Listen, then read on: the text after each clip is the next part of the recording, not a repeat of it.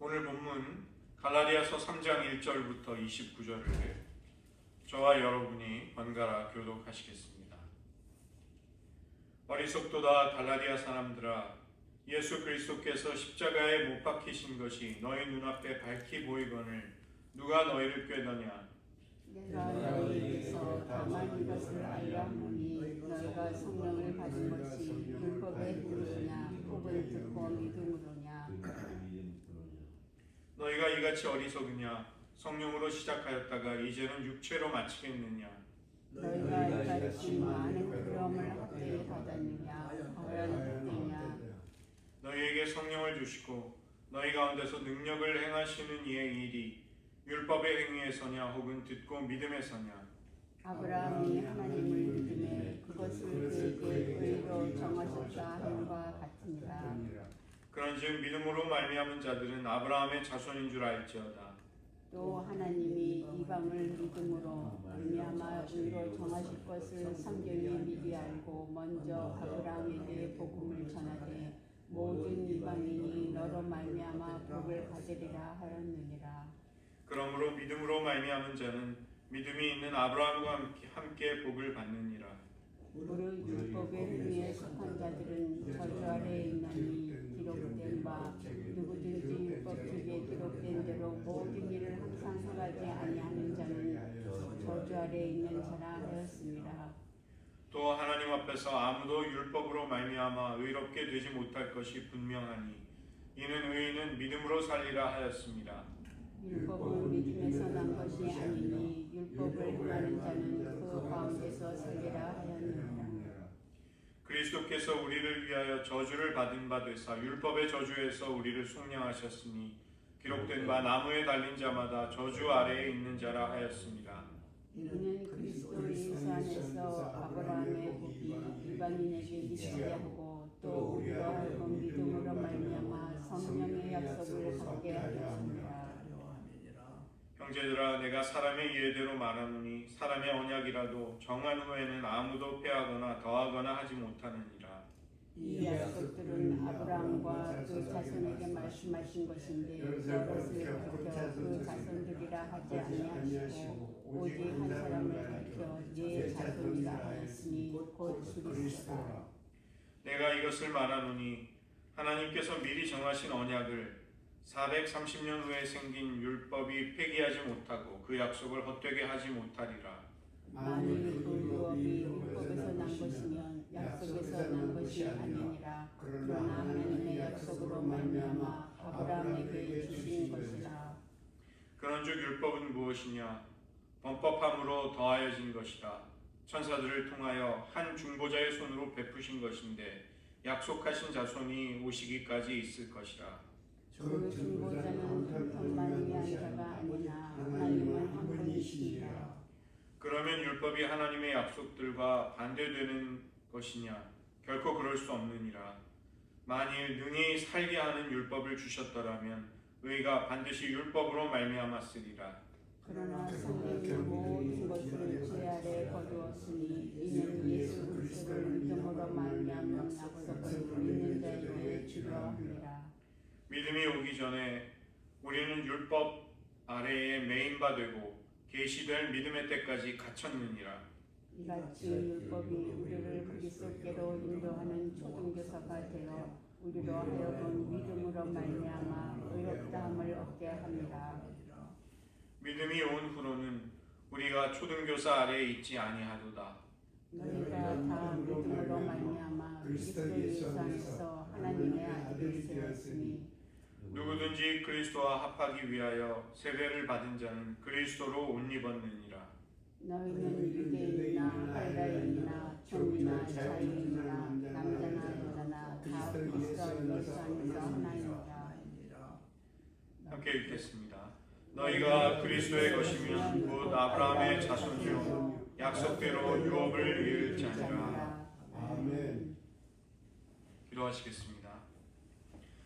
하나님, 오직 예수 그리스도를 믿음으로 말미암아 우리에게 하나님 앞에 의롭다 하심을 인정받게 하시고 또 우리에게 성령을 주심으로 우리가 육체의 육체를 따라 인간의 의를 쫓지 아니하고 오직 하나님의 은혜와 사랑과 능력만을 사모하며 따를 수 있게 하신 그 은혜로 우리들의 일생을 주장하시며 인도하여 주시옵소서. 모든 말씀 예수님의 이름으로 기도드립니다. 아멘. 얼마 전에 며칠 전에 지난 10월 31일은 매년 지켜지는 종교개혁 기념일입니다. 1517년에 비텐베르크 성문에 마틴 루터가 95개 조항의 개혁안을 성문에 게시하는 것으로 이 종교개혁의 본격적인 서막이 열렸다고 이제 역사가들은 그렇게 보는 것이죠. 오늘 저희가 살펴보는 이 갈라디아서 역시 하나님 앞에 우리가 믿음으로 의롭게 되는 진리에 대해서 선포하고 또 가르쳐주고 있습니다. 첫 번째 단락인데요. 1절부터 5절이 바로 그 내용입니다. 사도 바울은 이미 우리가 지난주에 살펴본 2장 후반부 2장 19절과 20절에서 우리가 율법에 대해 죽었다고 말씀합니다. 그리고 그리스도와 함께 십자가에 못 박힌 성도의 삶에는 완전히 새로운 하나님을 사랑하고자 하는 동기와 삶의 의미가 주어진다. 이것을 말씀하셨습니다. 율법에 대해 죽는다는 것은 우리가 더 이상 율법을 의지하지 않고 구원받기 위한 인간적인 도덕적인 노력을 그치고 오직 그리스도께서 우리를 위해 행하신 일을 온 마음을 다해 환영하고 신뢰하고 의지하는 것입니다. 그렇게 볼 때 복음은 하나님 나라에 들어가기 위한 관문이기도 하지만 복음으로 우리가 구원만을 받는 것이 아니라 우리는 복음과 함께 평생 은혜 안에서 성장하고 거룩해지고 하나님을 사랑하며 살아가게 되는 것이죠. 마치 물고기가 평생 자신이 물고기로 살아 생존하는 한 물을 떠나지 못하는 것과 마찬가지로 우리 역시 그리스도의 복음을 평생 떠날 수 없는 것입니다. 바울은 갈라디아 교인들에게 너희들이 어떻게 해서 그리스도에게로 돌아왔느냐 그것을 한번 상기해보라, 떠올려보라 이렇게 말씀합니다. 예수님이 십자가에 못 박힌 것이 그들의 믿음의 눈에 똑똑히 밝히 보였고 그것은 복음을 통해 선포되는 하나님의 말씀을 그들이 듣고 믿을 수 있었기 때문이었습니다. 그리스도의 복음은 우리가 어떻게 살아가고 무엇을 하느냐를 지시하기 이전에 하나님께서 그리스도 안에서 우리에게 행하신 일이 무엇인지를 선포하는 것이고 그 역사적인 진리에 대한 진술인 것입니다. 그렇게 볼 때 그리스도인은 예수님에 대해서 단지 아는 사람이 아니라 십자가에 달리신 예수 그리스도를 보고 믿고 있는 사람들인 것이죠. 그 예수님의 죽음이 바로 죄인된 나를 위한 희생과 사랑이었음을 깨닫고 마음의 감화를 받아서 하나님을 사랑할 수 있게 된 사람인 것입니다. 바울은 갈라디아 교인들이 믿음으로 시작했다가 율법의 행위로 가게 되는 위험을 경고하고 있습니다. 그들은 성령으로 시작했지만 육체로, 사르크스로, 즉 인간의 노력으로 마치는 위험에 처해 있음을 경고하는 것입니다. 복음을 듣고 예수 그리스도를 믿고 따르는 사람은 율법의 행위를 버리고 육체를 따라 인간적으로 스스로를 의지하며 스스로의 힘으로 의를 성취하려는 삶의 태도를 철저히 배격하고 버릴 수 있게 됩니다. 갈라디아 교인들은 이미 그리스도의 복음을 듣고 성령을 받은 사람들이었습니다. 그런데 웬일인지 모르게도 어리석게도 꾀임에 넘어가 그들의 삶에서 무엇인가가 지금 어긋나고 잘못되고 달라졌음을 바울은 지적하고 있습니다. 우리가 순종하지 못하며 주님의 성품을 잘 닮아가지 못한다는 것은 우리의 의지와 결심이 부족해서는 아닐 것입니다. 우리가 더 열심히 하겠다는, 열심히 믿고 열심히 행하겠다는 결심은 자칫하면 우리 스스로의 힘으로 율법을 지키고 우리가 하나님의 의를 이루려는 노력을 더 강화하겠다는 것이 그런 의도가 되는 것이죠. 그래서 불순종의 뿌리라는 것은 사실은 인간이 자기의 의를 쫓는 그 고질적인 악한 습성, 거기에 이 불순종의 뿌리가 있는 것입니다. 내가 내 힘으로 나의 삶을 통제하고 심지어는 하나님의 의를 이루겠다는 것, 그것이 불순종인 것이죠. 우리가 그런 잘못된 뿌리 뽑기 위해서는 예수님께서 우리를 위해 행하신 일을 자꾸만 떠올리고 상기할 필요가 있습니다. 그리고 내 자신을 의지하려는 노력을 우리는 버려야만 하는 것이죠. 우리가 우리 스스로를 의롭게 여기는 태도를 버리고 예수님께서 우리를 위해 행하신 일을 진정하고 기뻐하고 감사하게 될 때 우리는 복음의 정신에 따라 신앙생활을 할 수 있는 것입니다. 두 번째로 사도 바울은 6절부터 9절에서 결정적인 질문을 제기합니다. 누가 아브라함의 복을 진정으로 이어받은 사람들인가? 대적들은 유대인들이 하듯이 모든 율법을 지키는 사람들이라고 말하지만 사도 바울은 성경을 인용함으로써 그것을 반박하는 것입니다. 창세기 15장 6절과 12장 3절 아브라함에게 하나님이 하신 말씀을 통해서 그것을 대답하고 있는 것이죠. 이 복음의 대적들은 그리스도를 믿고 믿음 생활을 시작했을지라도 유대인들의 할례를 받고 율법을 지키고 그런 여러 가지 규례들을 절기들을 행해야만 믿음을 완성할 수 있다고 그릇되게 가르쳤습니다. 이것에 대해서 사도 바울은 유대인의 조상이자 믿음의 조상인 아브라함을 마치 법정에 소환하듯이 이 논쟁의 자리에 불러들이는 것입니다. 그가 주목했던 것은 창세기 15장 6절이었습니다. 아브라함이 하나님을 믿음에 그것을 그에게 의로 정하셨다는 말씀입니다. 여기서 정해졌다는 말은 간주되었다, 선언되었다. 이것은 원래 그 회계, 돈을 계산하는 회계 용어입니다. 돈이 어떠한 용도로 사용이 되었고 그래서 정산이 되었다, 이런 뜻입니다. 하나님은 아브라함이 하나님의 약속을 믿고 절대적으로 하나님을 신뢰하는 그의 믿음을 그에게 의로 여겨주신 것입니다. 이것은 그가 의인으로 간주되고 취급되고 하나님이 그를 그렇게 믿어주셨음을 말하는 것이죠. 하나님은 죄인된 우리를 법정에서 이제부터 의인이라고 선언하시며 그것에 근거해서 우리를 정말로 의인으로 대해주시기 시작하시는 것입니다. 부족함에도 아직 죄인임에도 하나님의 사랑과 용서와 환대를 받는 것이 이처럼 가능해지는 것이죠.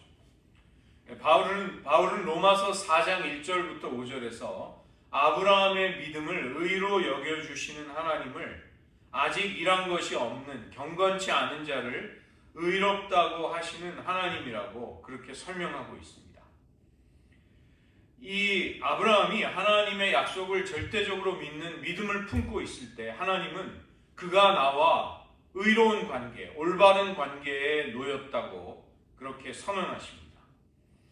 심지어 아브라함을 부르시는 장면 12장 3절에서 아브라함에게 주시는 복은 아직 할례조차 받지 않은 수많은 이방 사람들까지 포함한 세상의 모든 민족에게 미치게 될 것이다, 이렇게 말씀하셨습니다. 이것을 사도 바울은 갈라디아서에서 성경이 복음을 전했다, 이렇게 표현하고 있습니다. 아브라함이 하나님을 믿었다는 것은 자신의 행위가 아닌 하나님의 역사와 하나님의 공급하심을 그가 신뢰하고 믿었음을 말하는 것이죠. 하나님이 그 아브라함이라는 한 개인의 삶에 그리고 인간의 역사 속에 친히 오셔서 인간의 능력과 인간의 조건에 조금 더 개의치 않으시고 하나님 편에서 놀라운 일을 행하실 것을 복음은 말씀하고 계시는 것입니다. 아브라함에게 자손과 땅이 약속이 되었는데 이것이 주어지는 것은 아브라함 자신에게 달려있는 것이 아니라 전적으로 하나님께 달려 있었습니다. 아브라함은 바로 그런 하나님을 믿고 의지하였던 것입니다. 세 번째로 율법을 준행할 때 그것은 인간을 의롭게 하지 아니하고 율법의 저주 아래 사람을 둔다고 말씀합니다. 예수님이 십자가의 죽음을 통해 우리에게 임하는 저주를 자신의 몸에 친히 지시고 아브라함의 복이 예수님을 믿는 모든 이들에게 미칠 수 있도록, 임할 수 있도록 그 길을 열어놓으셨다는 것입니다.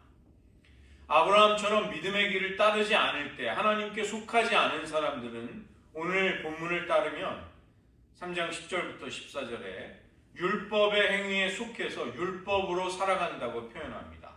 무엇으로 살아간다. 이 표현은 자신이 의지해서 살아가는 바로 그것에서 만족과 행복과 삶의 의미를 찾는다는 것입니다. 그것을 통해서 구원을 얻으려고 한다는 것이 무엇으로 살아간다는 표현인 것입니다. 우리의 삶의 의미 그리고 만족과 행복, 우리의 자긍심과 정체성이라는 것은 우리가 무엇으로 사는가, 그 무엇에 달려있는 것입니다. 거기에서부터 우리의 삶의 많은 것들이, 결정적인 것들이 정해지는 것이죠.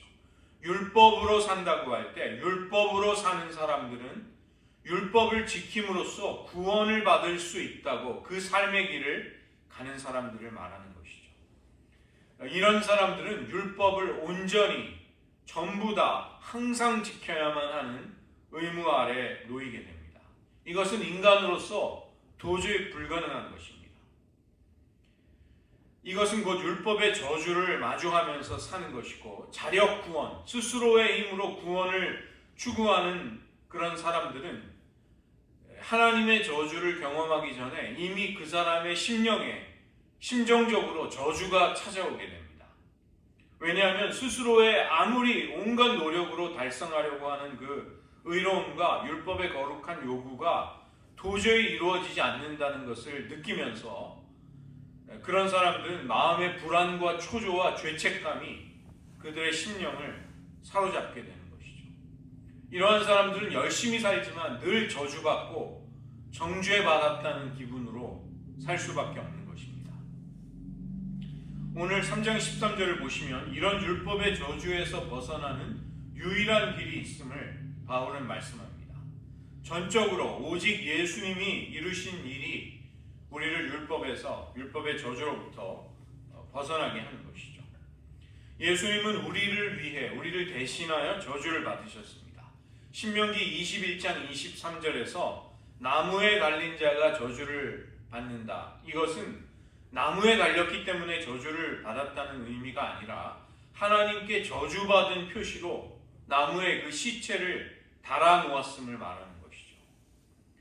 하나님께 버림받아 저주를 받은 채로 나무에 달리시는 것을 예수님은 십자가 처형을 통해 우리 대신 온몸으로 그것을 체험하셨습니다.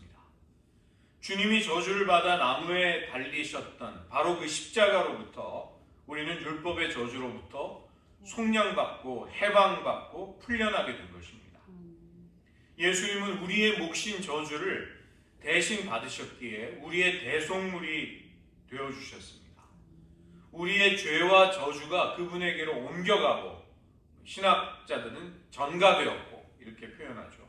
그 다음에 그분의 의로움과 복됨과 그분이 주시려는 성령은 우리에게로 전가되는 것입니다.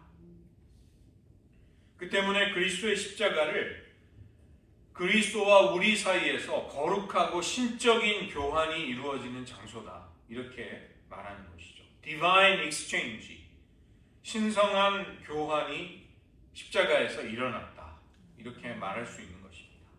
예수님은 우리를 속량하시려고 저주를 받으셨을 뿐만이 아니라 저주가 되셨습니다. 우리가 고린도후서 5장 21절을 이미 고린도 전후서를 살펴볼 때 이미 본 그대로 예수님은 저주 그 자체, 저주 덩어리가 되셔서 십자가에 매달리셨습니다. 그리고 우리가 하나님께 의롭게 되는 것도 바로 예수님이 그 저주를 받으시고 우리를 위해 대속물이 되시는 똑같은 방식으로 우리는 의롭게 되는 것입니다. 십자가에서 예수님이 우리를 위해 받으신 저주는 곧 그분이 하나님 아버지께 죄인으로 여겨졌음을 뜻하는 것이죠. 이와 정확하게 마찬가지로 우리는 그리스도 안에서 하나님께 의인으로 완전히 의롭고 흠없는 자로 여겨지고 받아들여지게 되는 것입니다. 그 때문에 우리가 구원받는다는 것은 그냥 용서를 받고 형벌을 면하는 것보다 훨씬 크고 위대한 일인 것입니다. 우리는 과거를 청산하는 정도가 아니라 하나님 보시기에 온전해지고 거룩해지고 그분의 자녀와 백성이 되는 것입니다. 우리를 위해 저주를 받은 바 되셔서 우리를 속량하신 예수님의 십자가, 그리고 그 십자가의 복음은 우리가 주님을 영접할 때만 필요한 것이 아니라 우리가 평생 그것에 의지해서 계속해서 살아가야 하는 삶의 기초가 되는 것이고 삶의 길이 되는 것입니다. 우리가 믿음을 가지게 되면 그 이후로는 더 이상 육체를 가지고, 즉 우리 자신의 인간적인 것을 의지해서 살아가지 않게 됩니다. 믿음을 가진 이후로도 변함없이 주님만 의지하고 주님의 은혜와 사랑에 의지해서 살아가는 것, 즉 복음을 붙들고 살아가는 것, 이것이 신앙인의 삶인 것이죠.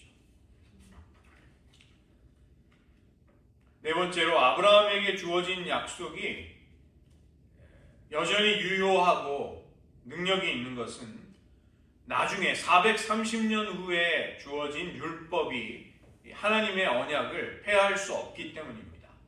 특별히 이 하나님의 언약을 사도 바울은 이 히브리 성경을 번역한 70인역을 근거로 해서 이것은 오직 그 약속의 자손들이 아니라 오직 한 사람, 약속의 자손이다. 단수 명사로 씨, 헬라어로는 씨, 약속의 씨가 씨를 통해서 오직 예수님께 관련되어 있다고 말하는 것입니다. 사도 바울은 믿음으로 의롭게 되는 복음을 전했을 때 당연히 뒤따르게 되는 질문이 나옵니다. 은혜로 구원을 받고 율법의 저주에서 해방이 되었다면 우리는 더 이상 율법을 지킬 필요가 없어지는 것 아닙니까? 왜 거룩하게 살고자 힘써야 합니까? 왜 주님을 닮으려고 해야 합니까? 이것은 곧 이미 하나님의 자녀와 백성이 된 우리가 율법과 어떤 관계가 있습니까? 바로 이것을 물어보는 것이죠. 바울은 우리가 아주 이해하기 쉬운 방법으로 접근을 합니다. 인간과 인간 사이에 맺어지는 계약, 그 언약도 구속력이 있기 때문에 그것을 함부로 무효로 하거나 폐기하기가 어렵다. 이렇게 이야기합니다. 저희가 히브리서를 살펴볼 때 이미 보았던 바로 그 내용입니다. 오늘 본문 속에서는 3장 15절에 언약이 나오는데 언약, 헬라어로 디아페케는 언약이라고도 그런 뜻도 있고 유언이라는 뜻이 있습니다. 법정에서 하게 되는 유언, 그것을 디아페케, 여기 언약이라고 하는 것이죠. 유언은 그 유언을 한 사람이 죽게 되면 나중에 고치거나 무효로 할 수 없습니다. 모세를 통해서 시내산에서 이스라엘에게 주어진 율법은 아브라함에게 하나님이 주신 언약보다 오늘 17절의 말씀을 따르면 430년이 지나서 주어진 것이죠. 아브라함을 부른 다음에 이 이스라엘이라는 민족이 형성되는데 400여 년이 필요했기 때문에 그때 나중에 주어졌습니다. 즉 나중에 주어진 율법이 하나님이 아브라함에게 먼저 해주셨던 언약을, 그 약속을 폐기하거나 헛되게 할 수 없다는 것입니다.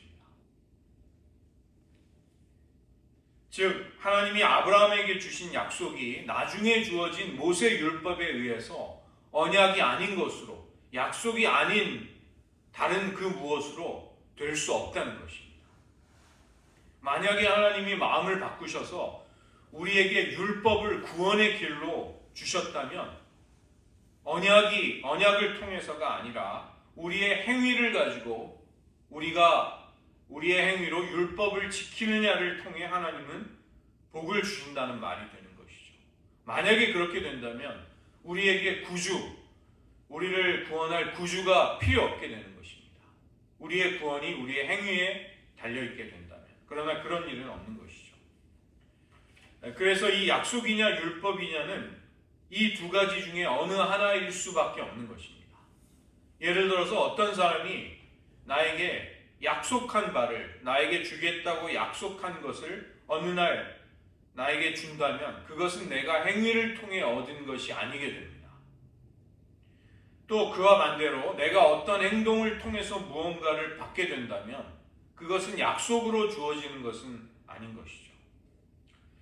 직장에서 월급을 얼마를 받기로 약속을 한다 할지라도 우리가 근무 시간을 다 지켜서 거기에서 요구하는 바를 다 이행할 때 그때 월급은 받을 수 있는 것입니다.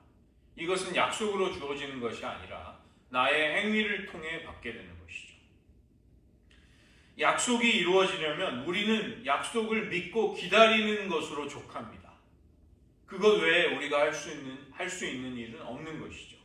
그러나 율법이 성취되려면 율법이 요구하는 바를 우리가 온전히 다 언제나 항상 이행해야만 하는 것입니다. 약속된 선물은 우리가 믿고 기다리면 받을 수 있습니다. 그러나 율법의 대가는 우리가 행위를 통해 순종하지 않고는 받을 수 없는 것입니다. 바울은 거짓 교사들의 다른 복음, 왜곡된 가르침을 바로 잡으려고 하는 것이죠. 하나님이 자기 백성에게 복을 주시기로 약속하셨으니 이 복을 받으려면 율법을 지키고 할례를 받고 유대인처럼 되어야 한다는 거짓 교사들의 가르침을 사도 바울은 배격하는 것입니다. 그 근거는 무엇인가? 약속이 율법에 앞서기 때문입니다. 하나님의 언약은 율법에 선행하는 것이죠. 하나님이 주시는 복의 원천은 약속에 달려있는 것이지 율법에 이행하는 여부에 달려있는 것이 아니라는 것입니다. 게다가 나중에 생긴 율법은 약속을 폐기하거나 무효로 만들 수가 없는 것이죠. 이처럼 우리의 구원은 하나님의 신실하신 성품과 그분의 언약에 달려있게 되는 것입니다. 그렇다면 율법은 무슨 목적으로 주어졌는가? 이것이 3장 19절부터 25절의 단락입니다. 율법의 기능은 우리에게 생명을 주기 위해 주어진 것이 아니라 그리스도께서 약속하신 그리스도께서 오시기까지 하나님의 백성들을 임시적으로 보호하는 그런 기능을 하는 것이죠. 3장 19절에 그 율법의 목적이 나오고 있습니다. 율법은 약속하신 자손, 즉 그리스도께서 오실 때까지 우리가 범법함을 통해 그로 인해 더해진 것이다. 바울은 이렇게 말하고 있습니다. 율법의 목적은 우리의 문제, 즉 우리의 무능함과 불가능을 보여주고 우리 스스로에게는 어떠한 구원의 소망과 해답도 없음을 똑똑히 보여주기 위해서 율법은 허락이 된 것입니다. 20절의 말씀을 보시면 그 중보자는 한 편만 위한 자가 아니나 하나님은 한 분이시니라. 이것은 율법이 주어질 때 율법은 하나님과 이스라엘 백성 사이에 중보자가 있었습니다. 그리고 이 중보자는 하나님 편에 서서는 백성들에게, 그리고 백성들의 편에 서서는 하나님을 향해 그 중보자의 역할을 했던 것이죠. 하나님이 주신 돌판에 써주신 율법을 중보자 모세가 받아서 이스라엘 백성들에게 전달하는 역할을 했었습니다. 그러나 복음의 약속이 허락이 될 때 이것은 중보자가 필요 없는 것입니다. 하나님이 직접 아브라함을 만나셔서 그에게 직접 주신 것이죠. 그래서 하나님은 하나이시니라, 한 분뿐이시니라. 언약을 주실 때 그렇게 하셨다는 것입니다. 더구나 중보자가 있다는 것은 쌍방, 양쪽의 문제가 전제되는 것이죠. 서로 간에, 쌍방 간의 그 계약을 지켜야만 그 계약은 효력을 가지게 됩니다. 그러나 하나님이 아브라함에게 약속을 말씀하실 때, 즉 복음을 말씀하실 때 이것은 하나님이 홀로 하신 것입니다. 21절을 보면 율법은 능히 살도록 하는 율법이 아님을 말씀합니다. 생명을 주는 것이 율법의 목적이 아니라는 것입니다. 만약에 생명을 주는 율법이라면 우리는 율법을 통해서 의로워지게 될 것입니다. 그러나 그것이 불가능하다는 것은 율법을 통해 우리가 생명을 얻는 것이 아니라는 것이죠. 성경은 온 세상을, 모든 사람을 율법 아래 가두어 두었다, 이렇게 말씀합니다. 자신이 죄인인 줄 모르는 사람조차도 율법, 즉 법이 오게 되면은 죄가 살아나고 자신이 도덕적으로 무력한 존재임을, 저주 아래 있는 존재임을 깨닫게 되는 것입니다. 그러면 자신이 죄와 저주 아래, 즉 율법 아래에 묶여있는 비참한 신세임을 탄식하게 되는 것이죠. 이것이 로마서 7장에 나오는 곤고한 자의 탄식이고 그것이 율법의 목적입니다. 율법은 우리가 의롭지 못하다는 것을 폭로하지만 우리를 의롭게 할 수 있는 능력을 주지는 못합니다. 마치 배를 갈라보고 암세포가 어디에 퍼졌는지를 정확하게 이야기해 줄 수는 있지만 그 암을 고칠 수 없는 의사와도 비슷한 것입니다. 23절을 보시면 믿음이 오기 전에 율법은 마치 어떤 일을 하는가? 죄수를 가두어두고 메어두고 지키는 병사처럼 우리를 지키고 있다고 말하는 것이죠. 죄수들은 그냥 방치되는 것이 아니라 간수들이 그 죄수들을 지키고 있어야 합니다. 율법이 그와 비슷한 일을 한다는 것이죠. 그 다음에 24절을 보면 역시 비유를 통해서 율법은 마치 초등교사와 같이 우리를 그리스도에게로 인도해 간다, 이렇게 말씀합니다. 이 초등교사라고 번역된 말은 파이다고고스인데, 이 사도 바울 당시에는 이 귀족 가문의 집안에서는 자신의 어린 자녀를 경험이 많고 지혜롭고 충성스러운 나이 많은 종에게 그 수하에 보호하도록 맡겨지는 그런 일을 했습니다. 그 역할을 하는 사람을 파이다고고스라고 부릅니다. 이것을 갈라디아서 4장 1절부터 3절에서는 다시 자세히 설명하고 있는 것이죠. 이 간수와 초등교사라는 것은 모두 우리의 자유를 속박하는 것이죠. 율법이 그리스도께서 오시기 전까지 그런 기능과 그런 역할을 한다는 것입니다. 이 초등교사와 또 죄수들을 지키는 간수는 친밀하고 인격적인 관계를 맺지 않습니다. 그 때문에 이것은 곧 우리를 영적으로 미숙한 자들로 율법이 우리를 대하고 있다는 것을 말하는 것이죠. 그렇기 때문에 율법은 그 율법 그 자체를 바라보라고 하지 않고 율법 너머에 계시는 믿음과 예수님을 바라보라고 하는 것입니다. 제가 요즘 몇 년 만에 전화기를 바꿨습니다. 그리고 며칠 전에 밤늦게 돌아오는 아내를 기다리면서 어두운 밤거리를 한번 시험삼아 찍어보았습니다. 교회와 사택을 찍어보았는데 깜짝 놀랐습니다. 제가 평생 찍은 사진 중에 제일 잘 찍힌 작품 사진 같은 사진이 찍힌 것입니다. 비가 부슬부슬 내리는 어두운 시간이었지만 너무나도 또렷하게 사진이 나온 것이죠. 이 저조도에서 사진을 찍는 기능이 얼마나 발전했는지, 인공지능이 들어갔는지 그것을 실감할 수 있었습니다. 율법은 우리의 어두운 실상을 깨닫기 전에는 복음의 진가가 무엇인지를 알려주지 못하는 것이죠. 율법을 통해 우리가 얼마나 어두움 가운데 있는지, 얼마나 무기력함 가운데 있는지, 얼마나 하나님의 의와 거룩함을 성취하는데 불가능한 처지에 떨어져 있는지를 깨닫기 전까지 우리는 복음의 은혜와 그 영광에 대해 눈을 뜨지 못하는 것입니다. 칠흑같이 까만 밤하늘에서 별이 더 또렷이, 은하수가 또렷이 보이는 것처럼 복음도 우리의 어두운 심령, 그리고 죄악과 심판을 배경으로 할 때 빛을 발하게 되는 것입니다. 양육을 잘 받고 자란 자녀는 장성하게 되면, 어른이 되면 어린 시절에 했던 순종을 강요받지 않게 됩니다. 스스로 자신의 처신을 잘 할 수 있게 되었기 때문인 것이죠. 그렇다고 해서 순종을 강요하지 않기 때문에 엉망진창으로 잘못된 삶을 살지도 않습니다. 이와 마찬가지로 우리가 이제 지금 율법에 순종하는 이유는 율법을 지키지 못하면 하나님의 거절을 당하고 저주를 받을까를 두려워해서가 아니라는 것입니다.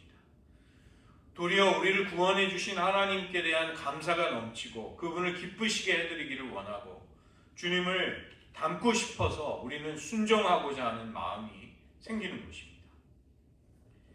이처럼 우리가 은혜에 대한 감격과 감사를 누리고자 한다면 그만큼 우리는 우리의 비참함과 죄성과 연약함을 율법을 통해 깨달을 때, 인정할 때 그것이 가능해지는 것입니다. 이렇게 볼 때 율법과 하나님의 언약은 우리의 구원을 위해서 모순되지 않고 함께 협력하며 함께 역사하고 계십니다. 오늘 말씀처럼 율법은 하나님의 약속들과 반대되거나 충돌하지 않는다는 것입니다. 도리어 우리는 율법을 통해서 우리의 어두움과 소망 없음을 깊이 깨닫고 겸손히 인정할 수 있게 됩니다. 그리고 은혜로 인한 더 큰 감사와 기쁨을 하나님 앞에 올려드릴 수 있게 되는 것입니다. 마지막으로 25절부터 29절의 단락에서 예수님께서 오심으로 인해 율법의 임무가 끝나게 되고 믿음의 길이 활짝 열리게 됩니다. 그리고 이제 그리스도의 은혜 속에서 우리는 하나님의 자녀가 되고 약속을 이어받는 상속자가 되는 것입니다. 23절을 보시면 믿음이 오기 전에 우리는 율법 아래에 매여 있다고 말씀합니다. 그 다음에 23절 하반절을 보시면 계시될 믿음의 때, 믿음의 일정한 때가 되면 믿음이 계시된다는 것이죠. 그 다음에 오늘 본문 25절을 보시면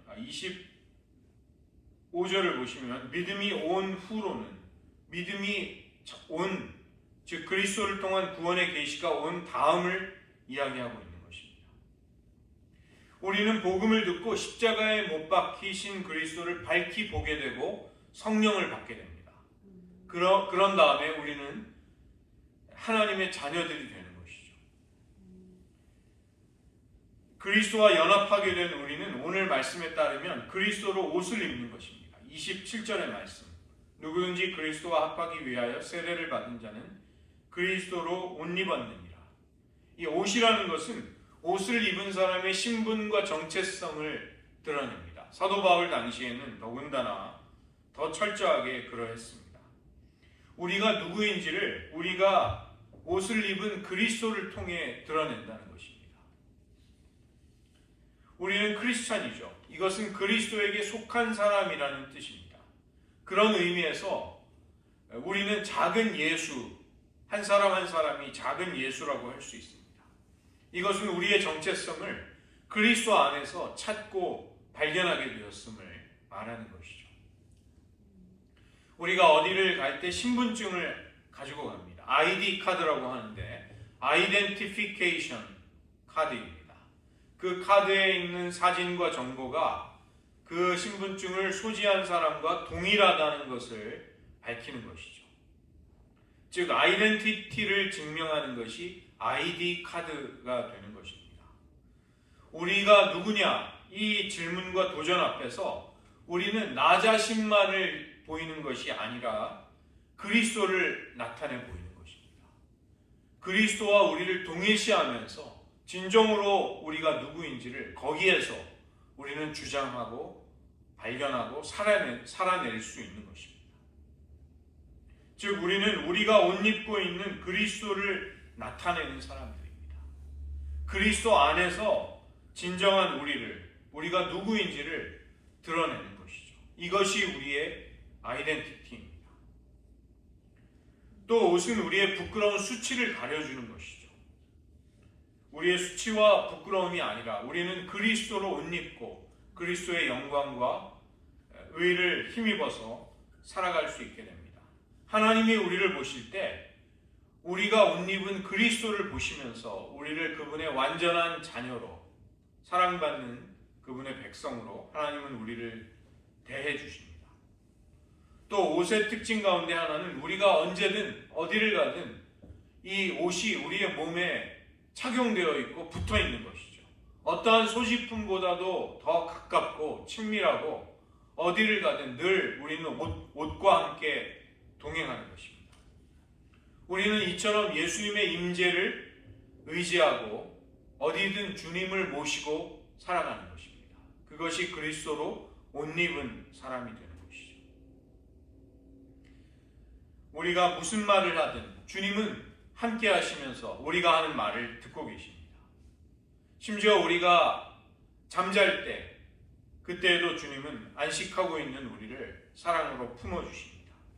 이처럼 늘 예수님을 의식하고 그분의 면전에서 주님의 얼굴 앞에서 살아가는 것이 임재의식입니다. 이것이 바로 그리스도를 옷 입고서 살아가는 것이고 이런 은혜와 특권이 믿음이 온 이후에 우리에게 허락된다고 말씀하고 있습니다. 사도 바울은 믿음으로 의롭게 된 우리가 얼마나 영광스럽고 존귀한 존재가 되었는지를 말씀하고 있습니다. 갈라디아 교인들이 정신을 차리고 경각심을 가질 수 있도록 창세기를 인용하면서 또 여러 가지 비유를 통해 우리가 누구인가를 떠올리게 하고 있는 것입니다. 그리고 이 말씀들은 곧 우리를 향한 말씀이기도 한 것이죠. 우리는 복음을 듣고 기쁨으로 주님을 영접했고 그리스도의 십자가가 밝히 보였으며 또 성령을 받고 감격의 예배를 드렸습니다. 우리는 하나님의 자녀가 된 것입니다.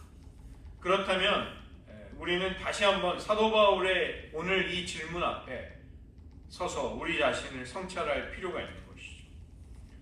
우리는 율법에 대해서 죽고 하나님께 대해 살게 하신 그 은혜의 삶을 지금 살고 있는가?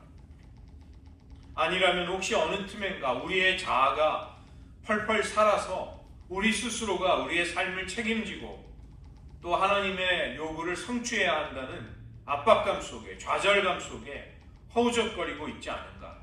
우리 자신을 돌아볼 필요가 있는 것입니다. 우리는 갈라디아서 2장 20절의 말씀처럼 그리스도와 함께 십자가에 못 박힌 사람들입니다. 이제는 내가 아니라 내 안에 사시는 그리스도께서 친히 함께 그분의 생명으로 우리의 삶을 함께 사시고 계십니다. 그리스도를 하나님의 아들을 믿는 믿음으로 나를 위해 자신을 버리신 하나님을 위해 살고 싶은 인생의 동기와 삶의 목적이 우리에게는 새롭게 생긴 것이죠. 이것은 곧 믿음이 있는 아브라함의 복에 참여하는 사람들의 복이라고 할 수 있습니다. 바울은 우리가 아브라함처럼 하나님과 올바른 관계를 맺게 된 의인이며 하나님을 절대적으로 신뢰하는 그 믿음을 가지고 하나님 앞에 살아가고 있음을 말씀하고 있습니다. 이 시간 우리가 들은 말씀을 의지하면서 잠시 기도하는 시간 가지기 원합니다. 오늘 사도 바울은 그리스도와 연합한 사람들은 그리스도를 옷 입었느니라, 그리스도로 옷을 입었다고 말씀합니다. 이 시간 저희들 기도하는 가운데 주님, 제가 매일 매순간 주님을 옷 입고 살아가고 있는지요? 나를 위해 십자가의 저주를 받으시고 그 율법의 저주로부터 저를 속량해 주신 예수님으로 인해 나의 새로운 정체성이 만들어졌음을 확신하며 그 확신으로 살아가고 있는지 돌아보시기 바랍니다. 매일 입고 늘 곁에 우리의 몸에 함께하고 있는 옷처럼 그리스도를 그토록 친밀히 가까이하며 느끼며 의식하면서 살아가고 있는지 그런 은혜를 우리는 구해야 하겠습니다. 때로는 우리가 심지어는 옷을 입고 있는지 의식하지 못할지라도 우리는 옷을 입고 있는 것이죠. 예수님의 임재도 마찬가지라는 것입니다. 이 시간 기도하기 원하는 것은 주님, 사도 바울의 말씀과 같이 주님을 의지하며 주님으로만 살게 하여 주시옵소서. 내 안에 임재하시고 나의 생명이 되어주신 주님이 친히 주님의 생명으로 우리의 삶을 살 수 있는 능력을 주시고 또 주님께 순종할 수 있는 은혜를 주시옵소서. 우리가 헛되이 자꾸만 우리 자신을 의지하며 우리 자신의 힘으로 살아가려는 어리석음에서 벗어날 수 있게 도와주시옵소서. 이 시간 잠시 우리들의 신앙 고백을 담아 기도하겠습니다. 하나님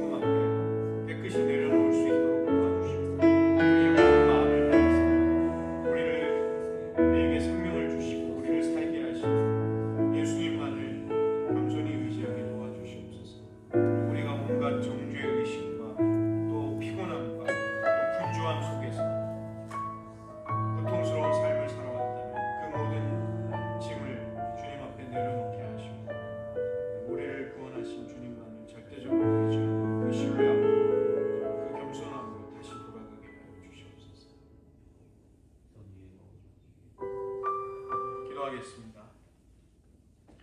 하나님 아버지, 사도 바울이 갈라디아 교인들에게 엄중하게 경고하며 묻고 있는 그 질문 앞에 우리도 서기를 원합니다. 우리 역시 복음을 듣고 그리스도를 믿고 우리의 눈앞에 그리스도의 십자가에 못 박히심이 밝히 똑똑히 보이는 은혜 속에 성령을 받고 하나님의 자녀가 되었습니다. 그러나 하나님의 자녀로 살아가는 우리들의 삶이 때때로 고단하고 힘들고 많은 번민과 고뇌와 고통에 쌓이는 것은 어느 틈엔가 우리가 온전히 주님만을 의지해야 할 믿음의 길에서 허술해졌고 연약해졌고 벗어나 있지 않은지 하나님 우리 자신을 돌아보게 하여 주시옵소서. 우리가 육체를 따라 우리 자신을 의지해서 하나님을 기쁘시게 하고자 하는 노력들을 모두 내려놓을 수 있게 하시고 우리 스스로를 의롭게 보이려고 하고 또 타인이 우리의 의로움을 인정하지 않을 때 견딜 수 없었던 우리의 모든 갈등과 번민을 다시 한번 십자가 아래 모두 버리게 하여 주시옵소서. 우리는 오직 그리스도로 옷 입고 그리스도의 의로움과 그분의 거룩함 속에서 우리의 정체성을 찾게 된 사람임을 고백하면서 주님만을 자랑하고 주님만을 기뻐할 수 있게 하여 주시옵소서. 하나님, 다른 복음, 변질된 복음, 왜곡되고 복음이 아닌 것들이 너무나도 교회를 어지럽히며 성도의 삶을 미혹하고 있습니다. 다시 한번 그리스도의 복음 앞으로 돌아가 우리가 받게 된 말할 수 없는 은혜와 하나님의 큰 사랑 앞에 감사와 영광을 돌리게 하시고 거기에서부터 비롯되는 율법, 하나님의 거룩한 의로운 요구들을 기꺼이 사랑으로 이루어 드리고자 하는 새로운 열정을 우리에게 일으켜 주시옵소서. 하나님, 복음을 외치는 것이 이 시대 속에 인기가 없고 사람들이 들으려 하지 않는 어려운 일이 되어가고 있습니다. 그러나 우리의 심령은 그리스도의 복음에 사로잡혀 있게 하시고 이 복음이 주님을 얼굴을 맞대고 뵙게 되는 그날까지 그 복음의 능력이 우리들의 삶을 주장하게 하여 주시옵소서. 모든 말씀 예수님의 이름으로 기도드립니다. 아멘.